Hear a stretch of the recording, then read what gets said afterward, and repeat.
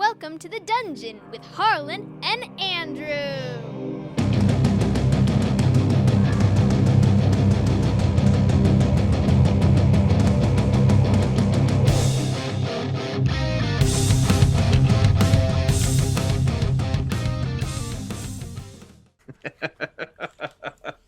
Welcome to the dungeon. I'm Andrew Orvidal. And I'm Harlan Kelly.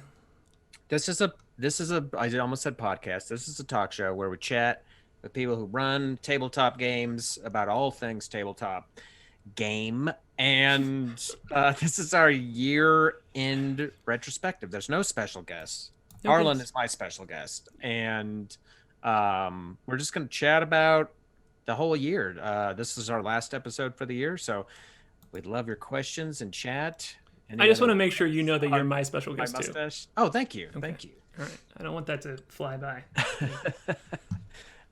But yeah, we had a fun, I guess just right up top, our aspirations for the show were pretty low. We just wanted to we were like, this will be cool. Let's just chat with people about running games and see, what comes of it. And we had a very fortunate year. We had Keith Amon, the author of The Monsters Know What They're Doing and The Players Know What They're Doing, which is cool. We had Stephen Dewey, who created 10 Candles. We had a cool year. And yeah, I know. I feel like everyone, great people. We yeah, exactly. We started this with just being like, we'll just talk to our friends, and I feel like we talked to a lot of our friends. We kind of realized we ran out of friends a little bit. Not really. There are plenty more people who watch this and who DM too. We got a few more. But it was cool. I think the thing that we realized too was everyone was excited to talk about their game, and it was fun to listen to people talk about their game.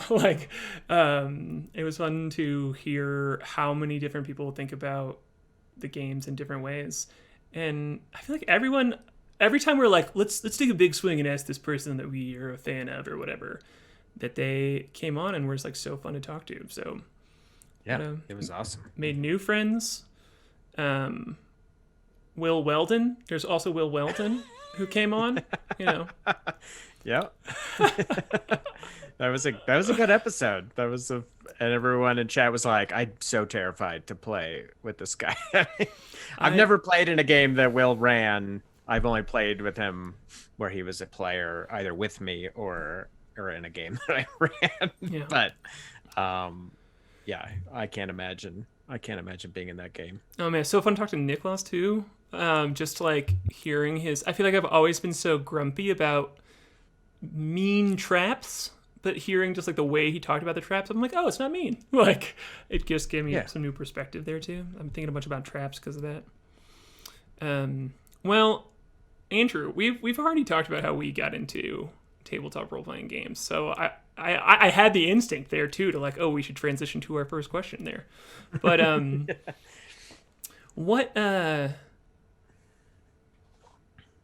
first, before we go, I want to say I don't want to brush past this.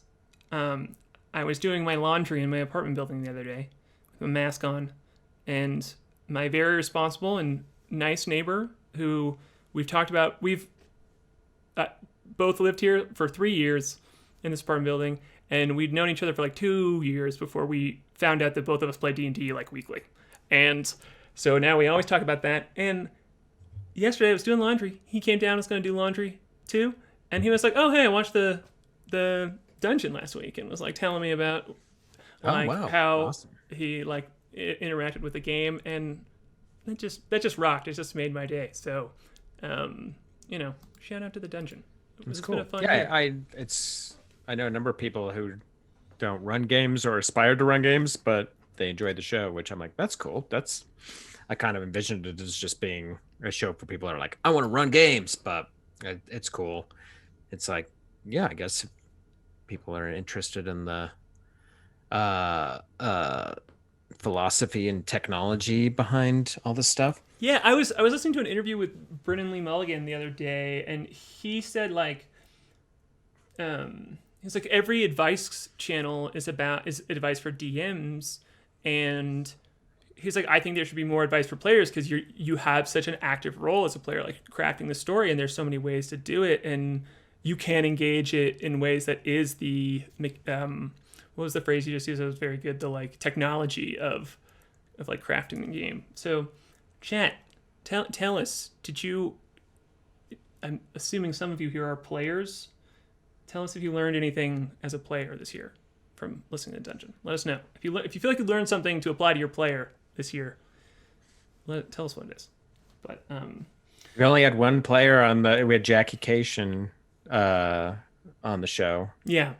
He was a player, 16 years.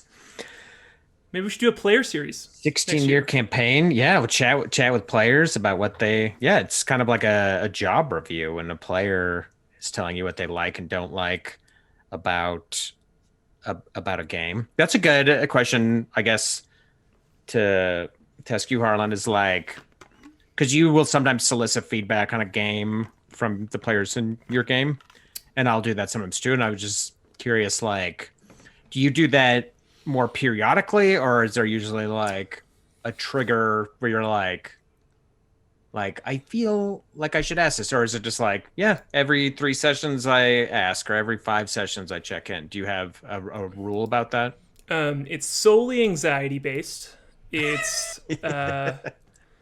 it's based around, I get worried that, I think we were talking about this the other day, that like Matt Colville had this line forever ago in one of his videos. I'm a huge Matt Colville fan. And he had this line that was like, I know I have fun as a DM if I can tell my players are having fun. So he says, like, people ask him like, oh, did you have fun in that session? He's like, I don't know, did you? And then they're trying to like get an answer out of him, but he's like, no, like, if you guys had fun, I had fun. And I feel that way, but I also have felt that become something that is like, I need you to prove to me that you had fun, or else I just like think I did everything wrong, which is just like me having like anxiety issues. But I think that specifically I try and do it too, because I've sat at a table and I've been a player and I have been like, man, this thing kind of bums me out about this game, or like this thing this DM bummed me out in a way that's not like he made me feel uncomfortable or she like upset me in some way. It was more like I was excited for this moment and I didn't get this moment, and that's kind of a bummer. And as a DM, I want to hear that stuff, because I'm always guessing what you think is fun. I'm always guessing what people enjoy and what people are excited about. So when people tell me or share a thought, like just to be explicit, I asked you about the Better Than Heroes game, and you're like, oh, like this pacing thing, like my player just would have noticed this pacing thing was different or like changed or whatever. And I was like, that's super good. That's super cool. Like, because I was just not even thinking about that, and you're right. And it wasn't even a mistake. It's more of just like, oh yeah, that's something I should spend time on focusing on for this reason or that reason. And I love doing that. It's fun to do. Yeah, one interesting thing to balance is when you have a group and half of the players are having fun doing something, and you could tell that the other half of the players are not having fun doing that thing, because that's tricky, where it's like, oh man, these two are really loving putting on this performance in this bar, and the other 2 players want to get on with the quest. And so it could be tricky to be like, well, how long should I just let this play out, because half the people are loving it and half the people are hating it. Yeah. I don't know what the rule is there. I guess I just let it coast for a while. Yeah, I think I try and get explicit with that stuff. Like if someone loves, if like I've run games like that where like half the crew is like, hell yeah, now we do a fight, and the other half is like, no, I want to like talk to this NPC for a while, and just being explicit about that balance, because most of the time players are cool and they're like, yeah, we're doing that. I know these guys are having fun with this, and I know that she really wants to be someone who is like, she wants to work on her character's backstory by talking to this NPC, and like you can be a part of, like people are willing to help other people have fun most of the time. Totally. Sorry, I was replying to something in chat. Who's doing what in chat? Who's going A on lot there? of jokes, a lot of mustache jokes. Is Aaron being funny because he's supposed to say that Aaron's- for Mondays? Aaron's making jokes. Definitely. Sorry, I had something I was going to say on that point. See, Aaron, stop being funny, please. I'm just kidding. You're doing a great job. I love you. But yeah. So what? I guess another good question to ask you is how you've evolved as a DM, almost exclusively DMing in quarantine. We've had some backyard sessions. I remember what I was gonna say. No, do it. No, do it. No. It's not. Don't let Aaron get away with it. Come on. Get No, that it wasn't on. Aaron. It wasn't. It's everyone. Everyone's being funny in the chat. No, this was like neither here nor there. It just popped into my head. But I just started running an in-person game for my girlfriend and my daughter. Just the two of them. Just no computer. Just good old-fashioned. Let's just play D&D analog style. I missed it so much. So we're playing a campaign out of the book. I haven't played a published adventure since I played the starter kit. And immediately, the very first NPC that talked to them, it was this woman, Danica Greysteel, an NPC. She's like, she's like, "Excuse me, travelers," and my girlfriend's like, "Jesus Christ, what?" What do you need from us? Like the first NPC that approaches them, like, I'm just gonna somebody here to fuck us over. I've DM'd for Eliza. I know what's going on. I feel like maybe I've had too many nefarious NPC quest givers because no trust at all. They hated this NPC. They did not even want to take the quest. Yeah, it's hard to. I'm like, no, this is a published adventure. There's actually like nice NPCs in this book. But yeah, man, I love messing with players' expectations of me. Like, I love the poker face of it. You know, I've been one game. I run this game from the players that I got the tattoo from. You know, we've been playing for almost. I think this is 3. I think 3 happened. Anyway, yeah, 3 happened. It's like 3.5 years. So like. They're all my like best friends, and they know if it's an old woman talking to them and being funny, that like she's on their side and helping them. You know what I mean? Like she's if I'm like doing this and giving them shit about like being like young, then they're friends. But I try and genuinely mess with those expectations a little bit, and I don't mean like trick them. I just mean like I know that they expect that of me, and try and fudge with them. So. Totally. Another good trick I use is I'll give an NPC who's up to no good, I'll give them like a cute animal, and that seems to set people at ease too. They'll be like, "Oh, this person has like a pet chinchilla or something." Not a chinchilla, but yeah, like just some like animal. It's like, "Oh, cool." Or like even a friendly dog. It just sets people at ease in this way where I think you can get away with more as a sneaky. Yeah. So put a demon inside of that dog. And yes. Then, yeah. Hey, All Dragon's here. We should talk to Chan more. Chan, I like someone said Chan's our special guest today. I like that. But hi, All Dragon. He said my players were super suspicious of the very friendly dwarven greeter evangelist they encountered last session in Kryn Space. Yeah, like I want to know if you did anything to make them suspicious, or like were you trying to like flag that with them, or if they just got suspicious, you know. The race biases in D&D are always they're really interesting too. Even when like people seem to just trust dwarves, like at least in my games, like they'll trust dwarves quite a bit. Elves not so much, not a lot. Alt said the same thing that you did, which was it was a result of the last 3 years of the campaign. Is the word I didn't trust the dwarf. Nice guys are not nice guys. Yeah. Bad. Well, I think every DM has races they like to twist. Like for me, I love making elves villains and bad characters. Mm-hmm. I don't want to say my elves are exclusively that, but very, very often any elves in my games I like making bad. And I like making goblins like misunderstood and basically good. And same with orcs. I treat them as more interesting and try to make them good, just to put like a different kind of spin on it. But do you have Harlan, do you have a favorite race to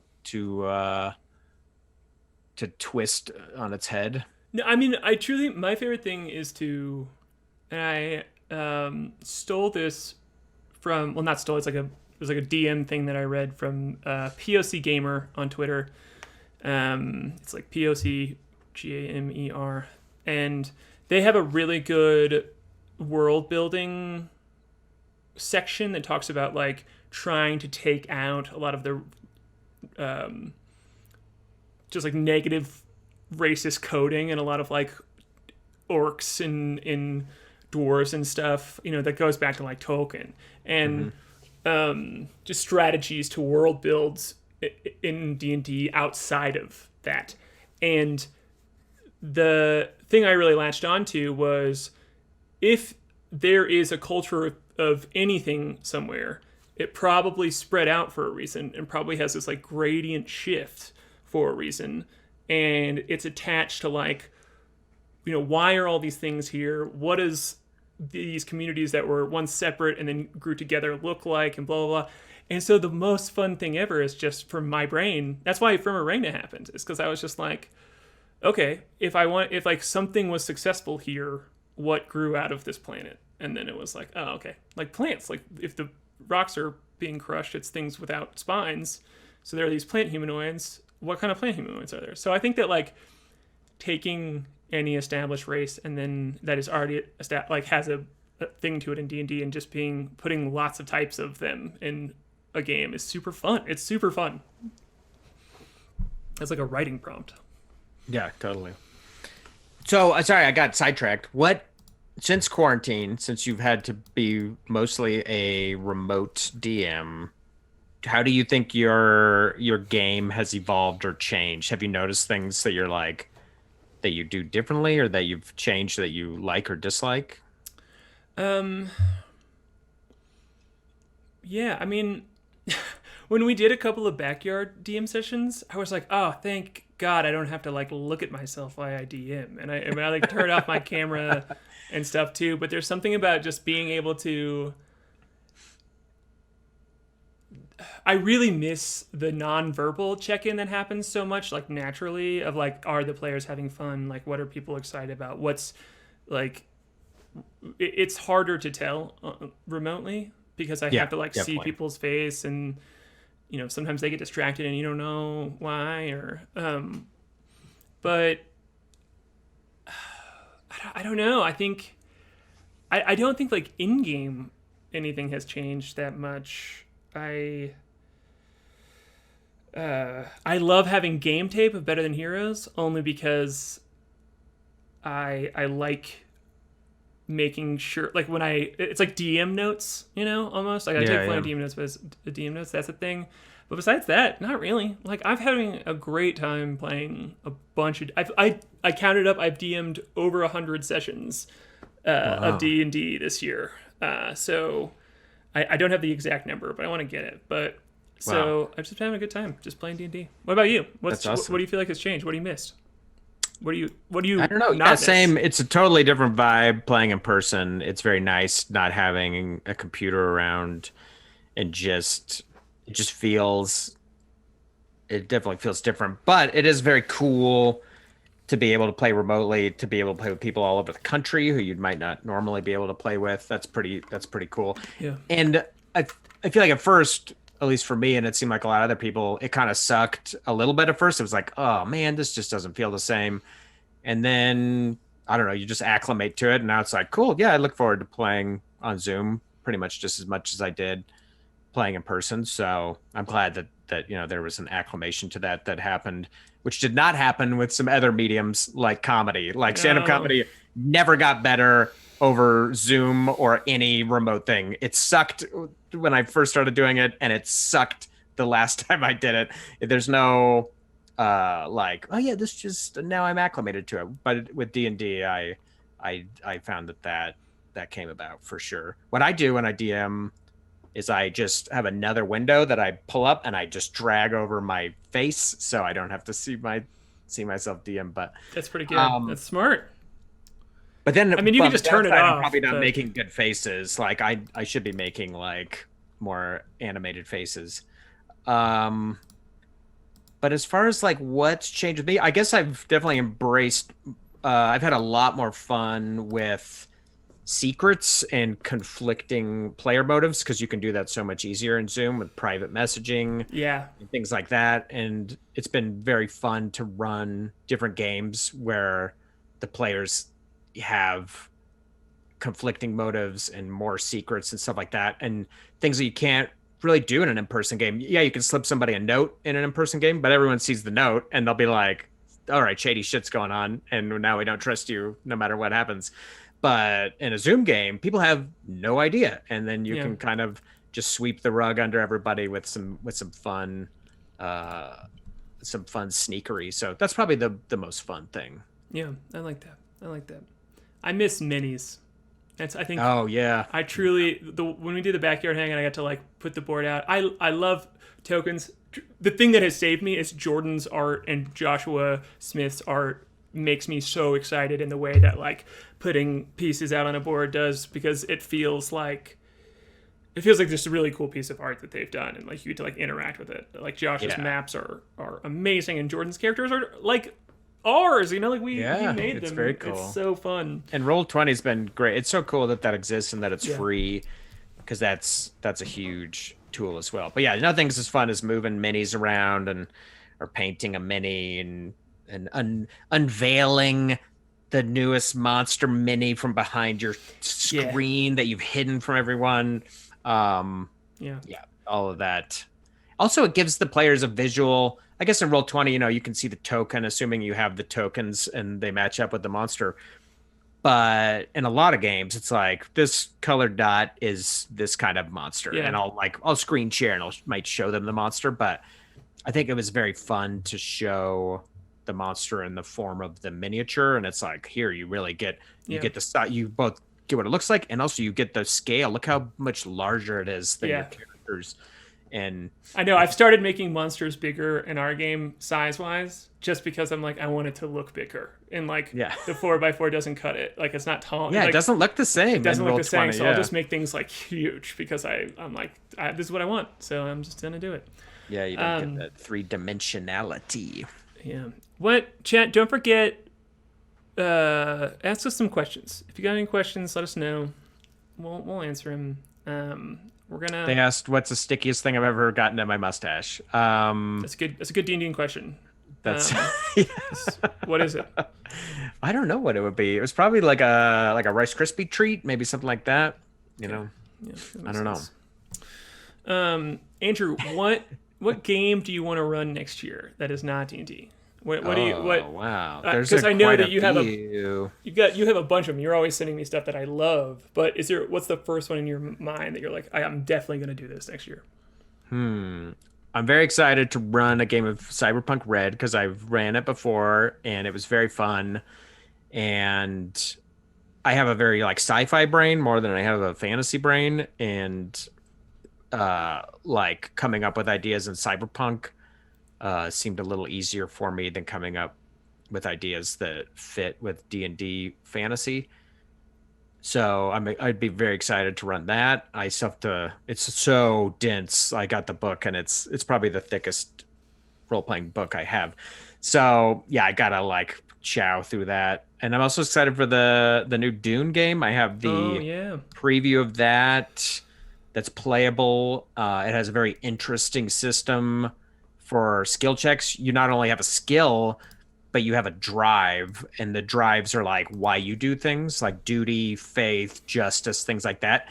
And you will match up a drive with the skill, and that will create your own personal DC for that role. So, that's crazy. So you can be like, I'm going to do this out of a sense of duty to my house, and so I'm going to pair duty with whatever the skill might be, which is a pretty interesting way. It slows down the skill rolls because you have to go through this combination lock technology to do it, but Right, but it makes is each interesting. one seem more Yeah. like personal. Yeah. And instead of like, I think like a lot of people, and even in D&D with alignment, it's like, yeah, you can put your alignment down. I'm not really gonna like police it if you know, like, and half the time, even like players that are acting like noble altruistic characters, they'll steal or stab somebody. You know, like I think it's such the morality is very flexible because it is a fantasy world, and in the Doom game, it's very regimented and it factors in. And if you play against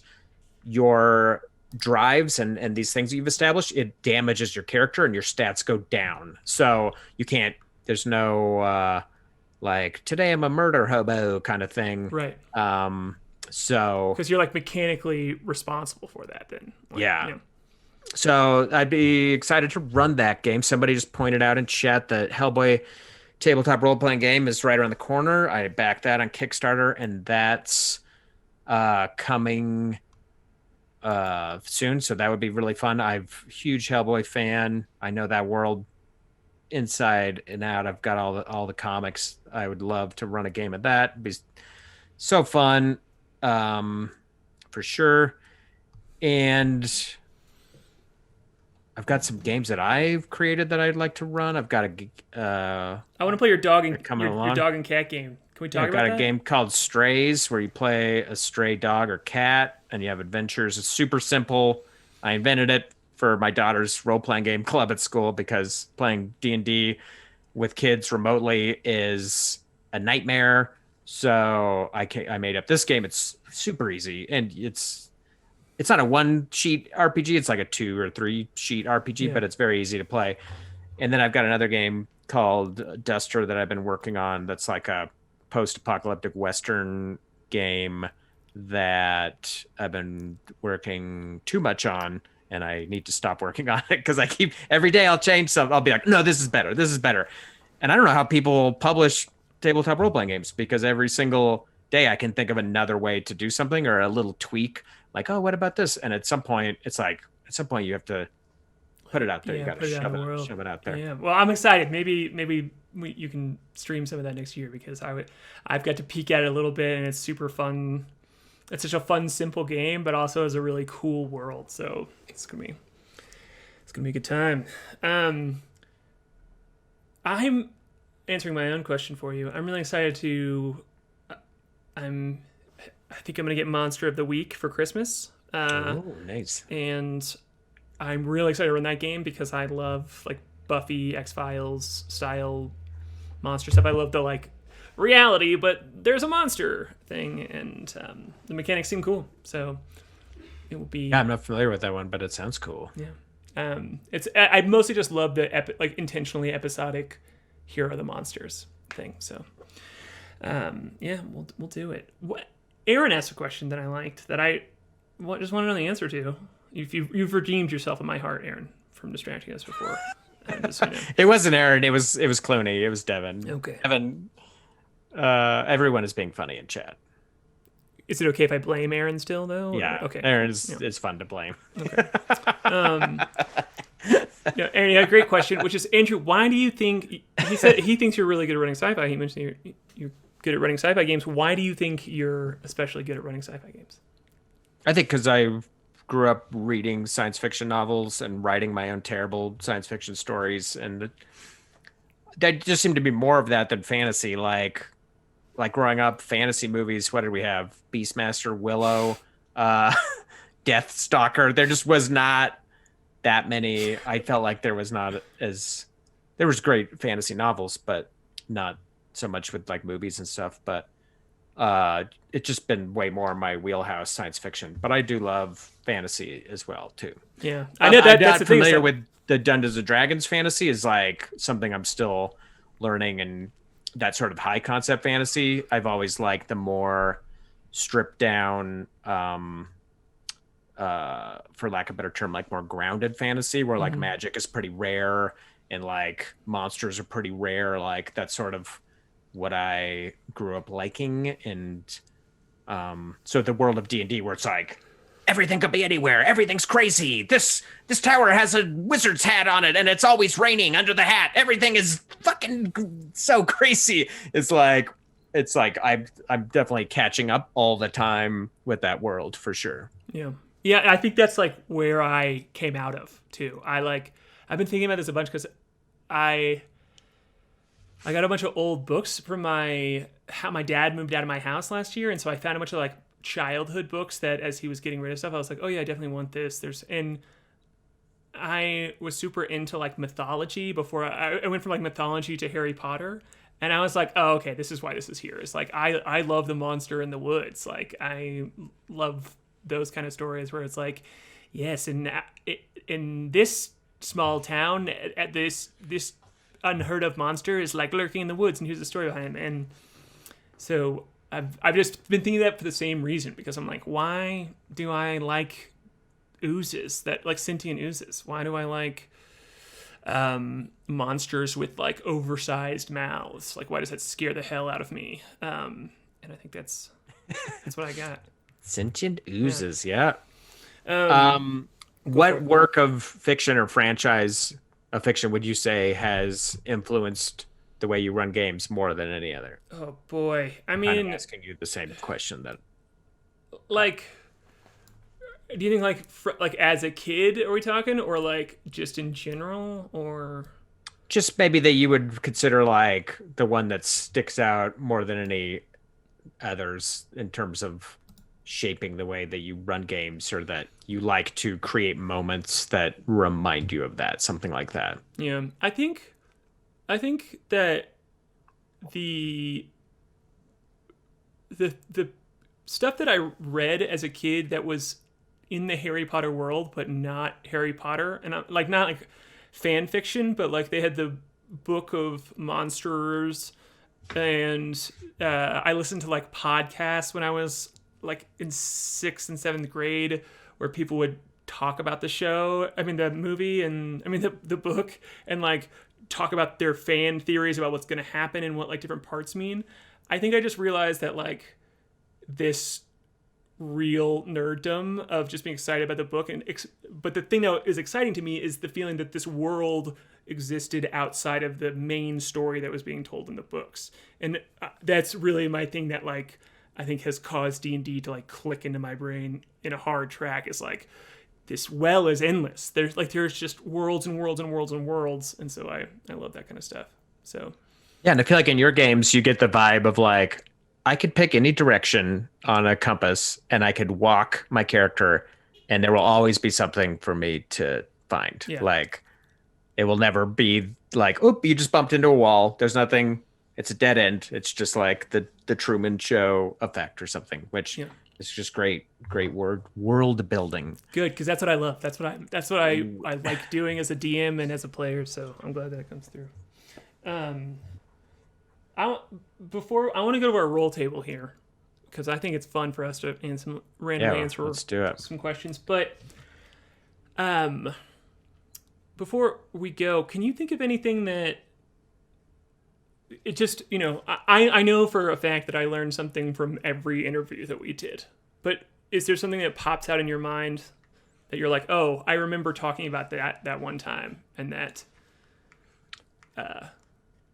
something that like came up, stuff it with wasn't like a specific interview that I could come up with, but something that just came up numerous times, kind of in an answer to different questions that we would ask. And it was different DMs that said it, was basically just like to trust your players and to give them like more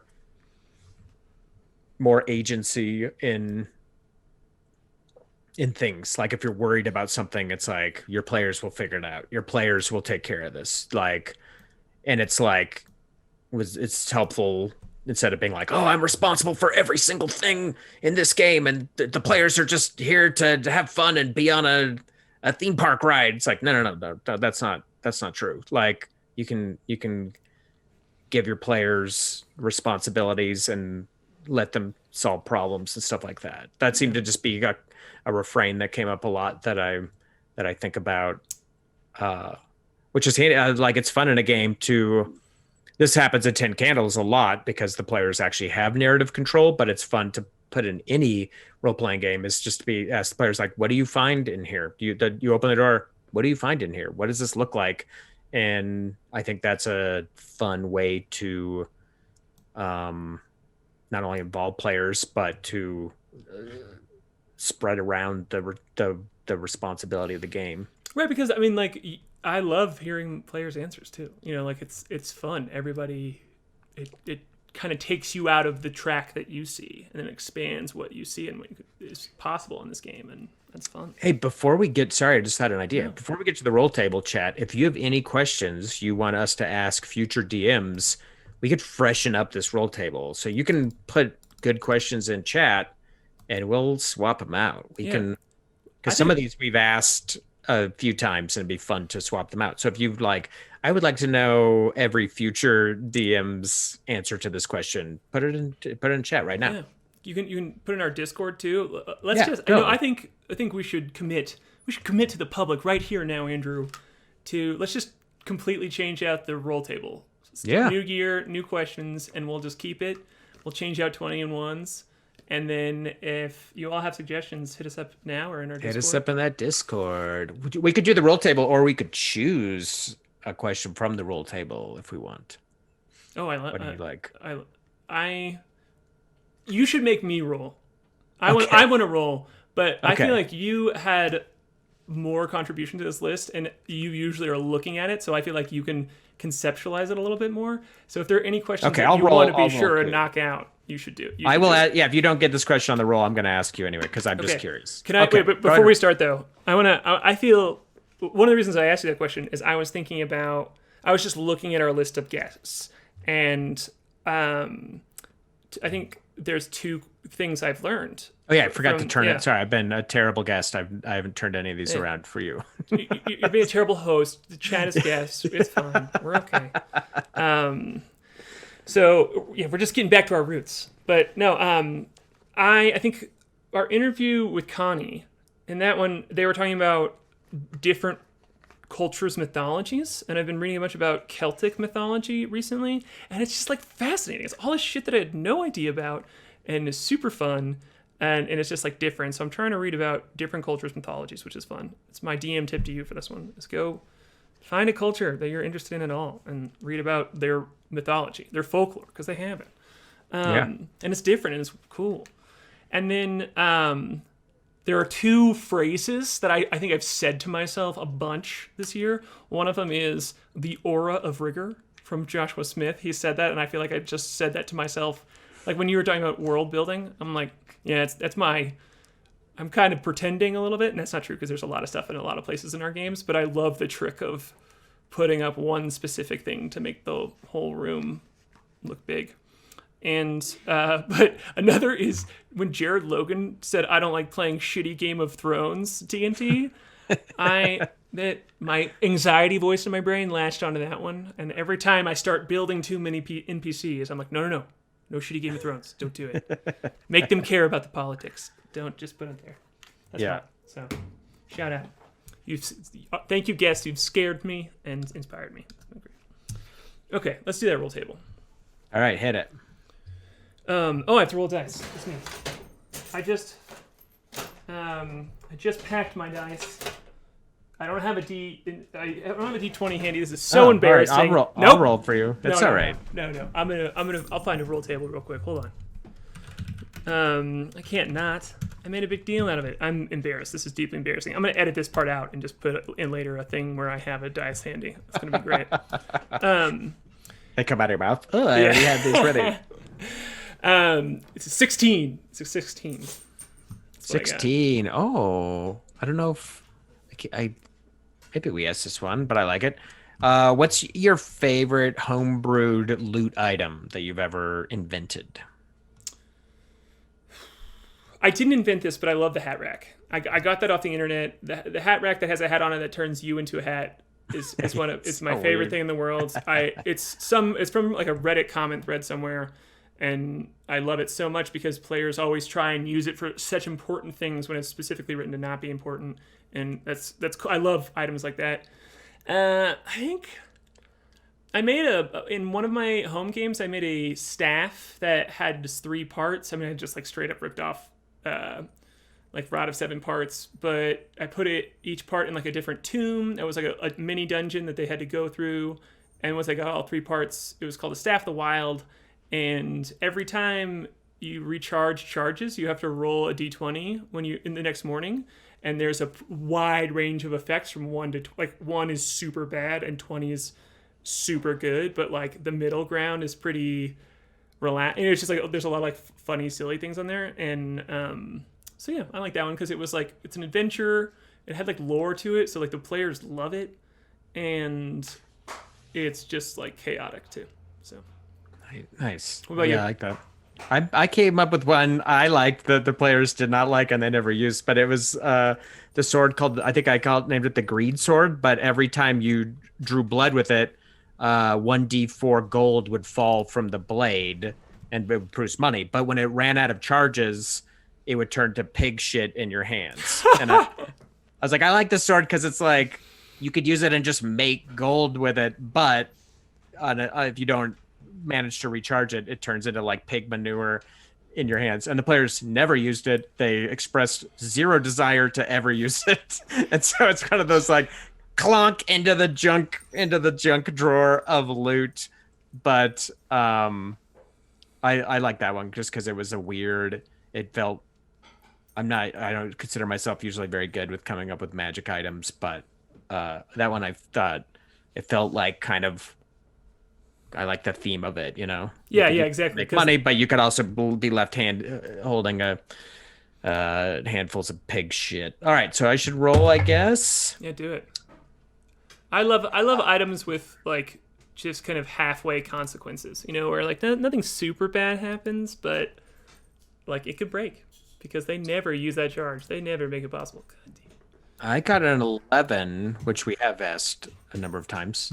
Do you think red herrings are overused, and how often do you use them? I think red herrings, I think that for me personally, it was definitely the less experienced I was. I used them like way too often. Yeah. And the experienced players could see right through them and they'd be like, this is not what's actually happening. This is not, like players would even say it and they'd be like, let's just go along with this just to, like further the story kind of thing. So I've definitely pumped the brakes on red herrings in my games, and a little bit can be fun, just like a little bit of misdirection, but I don't want it to be distracting, and I don't know. It should be quality if it's going to be a red herring. Yeah. But the players will make red herrings too. They're like, I don't trust this person, and the person's totally like good and like on the up and up. So like that's the best red herring that is going to happen, is the one that the players just create because they don't like the person's voice or something. Like, okay, that's way better than what I had planned. Yeah, I know. I agree. I think there's the important distinction to me is making sure a story is clear, making sure you know what information is being told to you and that the players can trust you when you say stuff. But there's a difference between trusting the DM and trusting an NPC. And I think I'm a big fan of like making sure the uncertainty is there without it being like a straight up falsehood. But whatever. Sometimes an NPC is hiding something and they can hide it. And I think that's different than a red herring. Red herrings feel like you are leading down the players down a path that is false. Yeah, like telling a story that is not actually the story being told, and that feels bad because it's like hard enough to tell a story as it is. So like, but there's difference between betrayal and like just having something not pan out or whatever. So totally. So here's the question I wanted to ask you. This has never come up, I don't think, with anyone, but I'm always just curious. What's a spell that you wish would get deleted? Is there one spell that as a DM you're like, I hate that fucking spell? Polymorph.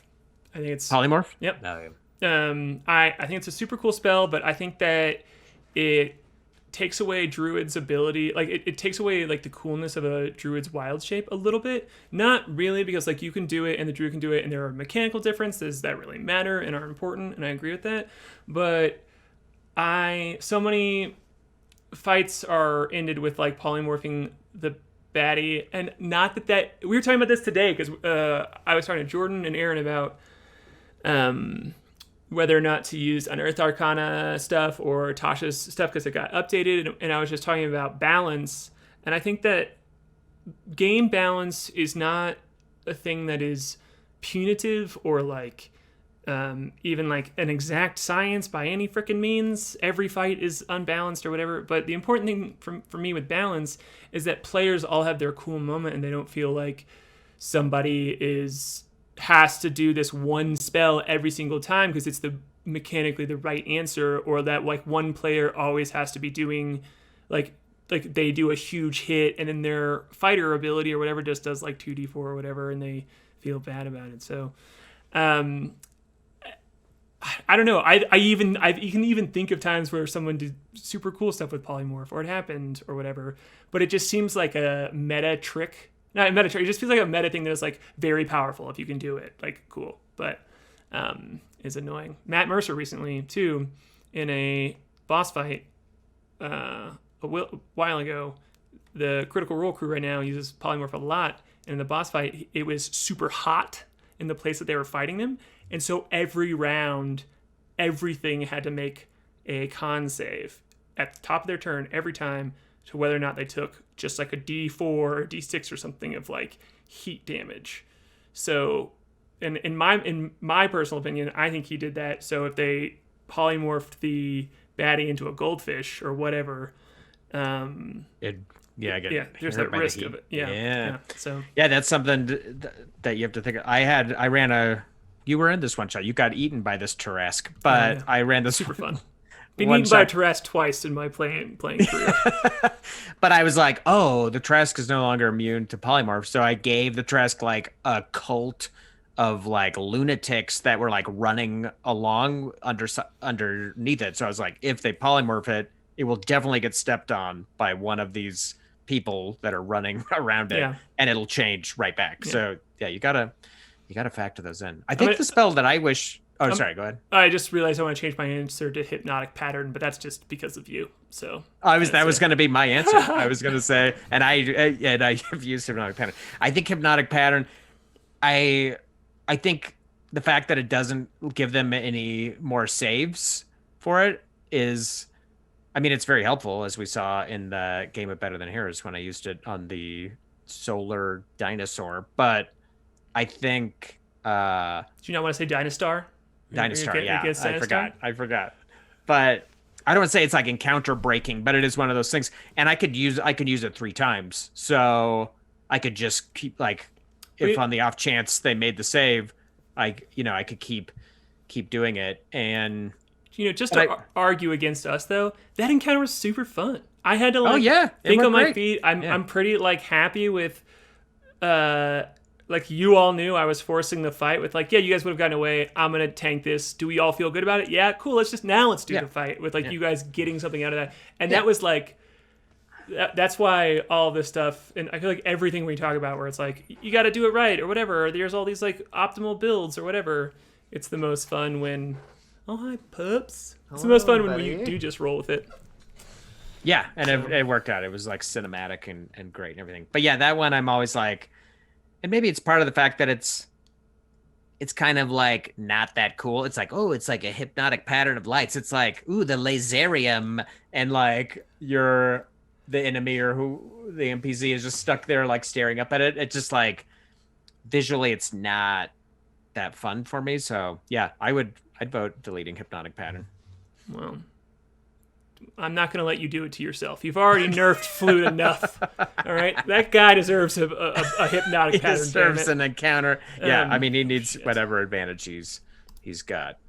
Well, cool. We're way past time. Sorry, I didn't even realize what time it was. I was just... Yeah, hit us up in Discord with new questions. We'd love those. There's a bunch of good ones in chat. Good job, chat. Yeah. And thank you all for tuning in all year. When we'll be back. Do you know when we're back in January? Yeah, it's the first Thursday. It's the first Thursday of January. I can't remember. It's. And if you have any guest ideas, hit us up with those too, because we can always use them, and we'd love to chat with your favorite DMs. Yeah, tell us your favorite DM. It can be your buddy. It can be a podcast you listen to, whatever. Let us know. Tweet at us. Post on Discord. I'm gonna do it real quick. I'm gonna say thank you to all of our DMs. Let's see if I can do it. Just real quick before we go. I'm gonna go down the list. First guest, Hannah Linchek. Shout out.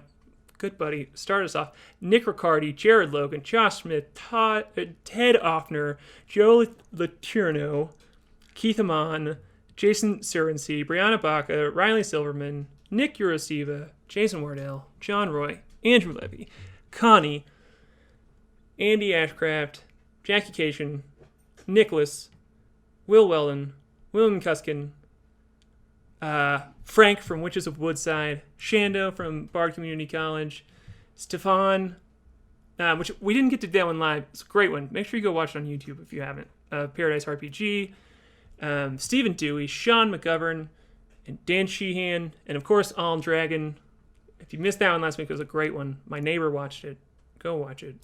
And go watch all these people's shows. It's been such a good time.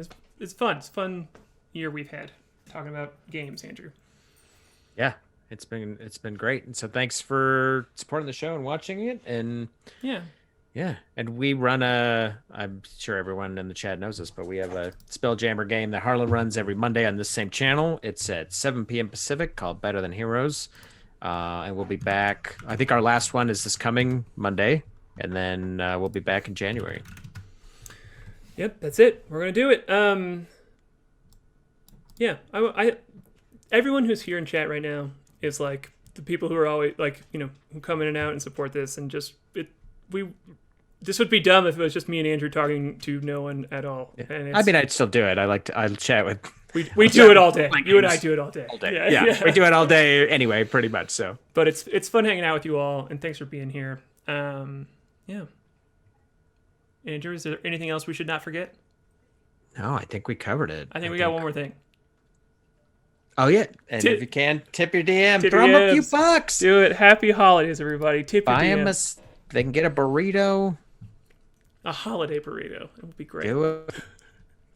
All right. See you later, y'all. All right, see y'all. Nope. Still here.